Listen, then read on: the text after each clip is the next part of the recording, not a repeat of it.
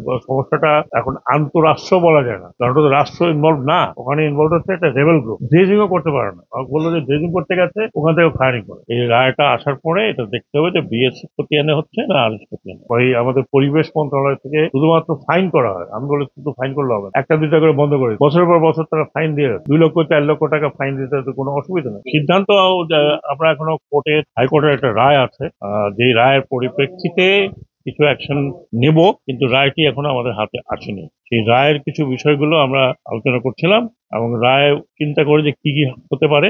আগেও কিছু রায় ছিল, এটা বিএসএ হবে না আরএসএ হবে, এই রায়টা কি বলছে, তো ওগুলোর প্রস্তুতি যে বিএসএ হলে আমরা কিভাবে সার্ভেটা করব, আরএস হলে কিভাবে সার্ভেটা করব। তবে এটা ফ্যাক্ট যে বাকখালী নদী, যেটা আমি ডিসি সাহেবের সাথে আলাপ করলাম, যে আমাদের এইটা এখন কক্সবাজার হচ্ছে একমাত্র পর্যটন কেন্দ্র, সবচেয়ে বড়, একমাত্র না সবচেয়ে বড়। এখন আরো কিছু কিছু হয়তো সিলেটে চা বাগান আছে বা হিল ট্র্যাক্টে আছে, এখানে লক্ষ লক্ষ লোক আসে।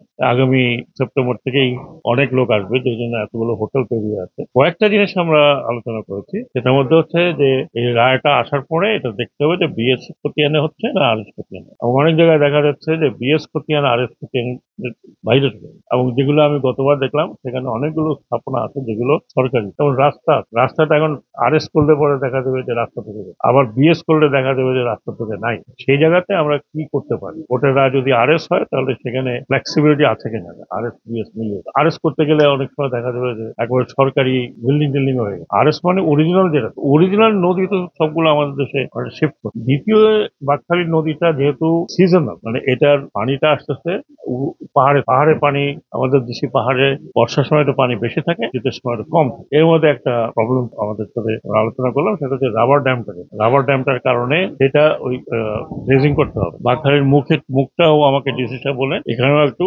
ড্রেজিং এর প্রয়োজন আছে। আমরা একটা ড্রেজার বেস এখানে তৈরি করার, স্থাপনা করার জন্য সবই আমাদের পরিকল্পনা সব রেডি আছে, শুধু জায়গা ছিল না, যেটা জায়গা ডিসি এখন আমাদেরকে দিয়েছেন ড্রেজার বেসের জন্য জায়গা। ড্রেজার বেসের কাজগুলো শুরু হবে। একই সাথে এখানে যে হোটেলগুলো আছে, হোটেলগুলোর নদী দূষণ করে তাদেরকে ওই আমাদের পরিবেশ মন্ত্রণালয় থেকে শুধুমাত্র ফাইন করা হয়। আমি বলে শুধু ফাইন করলে হবে না, একটা দুইটা করে বন্ধ করে বছরের পর বছর তারা ফাইন দিয়ে 2 লক্ষ 4 লক্ষ টাকা ফাইন দিতে তো কোনো অসুবিধা নেই। কিন্তু এই এতগুলো হোটেল সবগুলো হয় সমুদ্রে চলে যাচ্ছে, না হয় এইসব নদীতে আসছে। যেমন ঢাকা শহরে বুড়িগঙ্গার নদীর পাড়ে গেলে আর 1 মাস থেকে তীব্র একটা গন্ধ শুরু, দুর্গন্ধ। ও মাছ নাই, কিচ্ছু নাই, কোনো জলপ্রাণী ওখানে নাই। এরকম আমাদের এই সমুদ্রগুলি, এই নদীগুলি যদি এরকম হয় তাহলে তো খুব খারাপ অবস্থা। আমি এটাও বলেছি যে ভবিষ্যতে এই নদীতেও আপনারা যাতে পর্যটনের কিছু ব্যবস্থা করা যায়, এই যেমন ইয়ট থাকতে পারে, নৌকা থাকতে পারে, নৌ ভ্রমণ হতে পারে। কিন্তু নদীটা তো প্রথমত হচ্ছে দখলমুক্ত করতে হবে, দ্বিতীয়ত হচ্ছে দূষণ মুক্ত করতে হবে। এইগুলো নিয়ে আলোচনা হয়, কিভাবে কবে কখন করা যায়, রায় কি আসছে, রায় যদি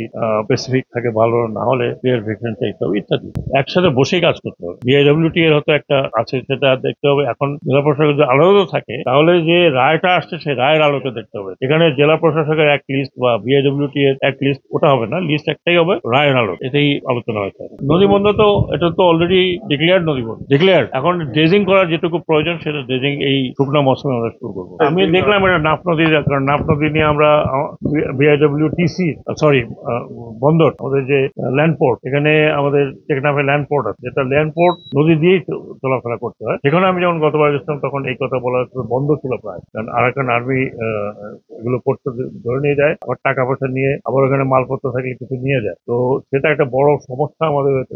সমস্যাটা এখন আন্তঃরাষ্ট্র বলা যায় না, কারণ ওটা তো রাষ্ট্র ইনভলভ না, ওখানে ইনভলভ হচ্ছে একটা রেবেল গ্রুপ। কারণ আমাদের রাষ্ট্র ব্যবস্থাতে বা আমাদের এই অবস্থাতে কিভাবে রেবেল গ্রুপের সাথে কোনো আলোচনা হচ্ছে কি হবে না, সেটা করবে পররাষ্ট্র মন্ত্রণালয়। পররাষ্ট্র মন্ত্রণালয় নির্ধারণ করবে যে এই সমস্যাটা আমরা জানি, পররাষ্ট্র মন্ত্রণালয়কে দেওয়া আছে। এখন একটাই করতে পারি, আমি আমাদের হোম মিনিস্ট্রিকে বলতে পারি বিজিবি টহল বাড়াতে, এবং বিজিবি টহল বাড়াতে, এবং আমাদের যারা আছে কোস্টগার্ড আছে, একটু মার্কিং এর বোধহয় প্রয়োজন আছে। অনেক সময় অনেকে জানে না যে কোন দিক থেকে, হয়তো আমাদের দিকের চ্যানেলটা পানি কম থাকে, তখন ওই দিকের চ্যানেলে চলে যায়, ওই দিকের চ্যানেলে গেলে ওরা ধরে ফেলে। তো কাজে এটাও একটা মার্কিং এর বিষয় আছে, সেটাও ওই বিআরডব্লিউটি চেয়ারম্যান এখানে আছে, বলবো যে একটু দেখতে মার্কিং এর। ড্রেজিংও করতে পারে না, বললো যে ড্রেজিং করতে গেছে, ওখান থেকে ফায়ারিং করে। তো এই সমস্যাগুলো আছে, কিন্তু এই সমস্যা তো আমি একা এর উত্তর দিতে পারবো না, এটা পররাষ্ট্র মন্ত্রণালয়। আপনার এই সমস্যা আমি শিওর পররাষ্ট্র মন্ত্রণালয় আমরা দেখি ওটা কিছু করা যায় কিনা আমাদের তরফ থেকে, এবং এটা আপনারা বলেছেন,